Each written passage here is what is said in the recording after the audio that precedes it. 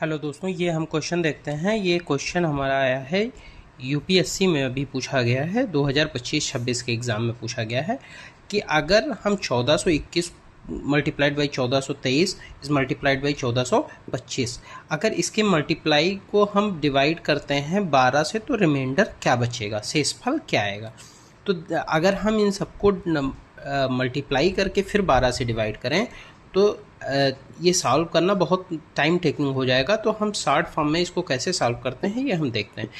सबसे पहले तो हम लोग देख लेंगे कि 1421 को अगर हम लोग 12 से डिवाइड करते हैं तो फिर शेषफल कितना बचता है। तो अगर हम 12 से इसको डिवाइड करें तो हम देखते हैं कि 12 एक कम 12 तो 2 बचता है तो 22 हो जाता है, फिर 12 एक कम 12 तो 10 बचता है तो 101 हो जाता है। 12 तो फिर अगर 101 हो जाता है तो 12 छक 72, 12 सत्ते 84, 12 अट्ठे 96। 96 इसका मतलब कि 5 रिमाइंडर यहाँ पे क्या बच जाएगा, 5 हो जाएगा। तो फिर अगर हम आगे देखते हैं तो 1423 को जब हम 12 से डिवाइड करेंगे तो रिमाइंडर कितना बचेगा। चूंकि यहाँ से 21 से 23 हुआ है, 2 बढ़ा है तो रिमाइंडर 2 बढ़ जाएगा, तो 5 से कितना हो जाएगा, 7 हो जाएगा। इसी तरह से अगर हम 1425 को 12 से डिवाइड करते हैं तो देखते हैं कि तब रिमाइंडर कितना बचेगा। तो चूंकि फिर ये 2 बढ़ा है, 23 से हुआ है 25, तो इसका मतलब रिमाइंडर कितना हो जाएगा, 7 से 2 बढ़ जाएगा तो हो जाएगा 9।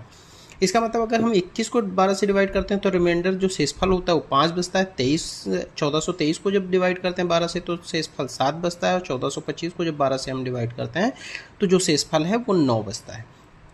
तो हम ये जो रिमाइंडर तीनों बचे हैं इसी को मल्टीप्लाई कर लेते हैं।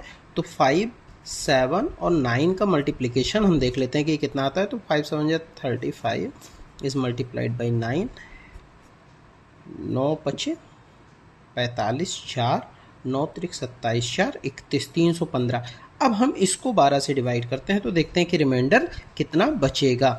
तो 12 दूना 24, 24 तो 7 बचता है 75, 12 छक 72 तो 3, इसका मतलब रिमाइंडर कितना बच रहा है, 3। तो यही जो 3 आ रहा है इसके मल्टीप्लाई को हम लोग जो रिमाइंडर बचता है उसको मल्टीप्लाई करके फिर 12 से डिवाइड करके देख लेंगे रिमाइंडर कितना आता है, वही हमारा आंसर हो जाएगा। इसका मतलब ऑप्शन जो बी है वो सही होगा।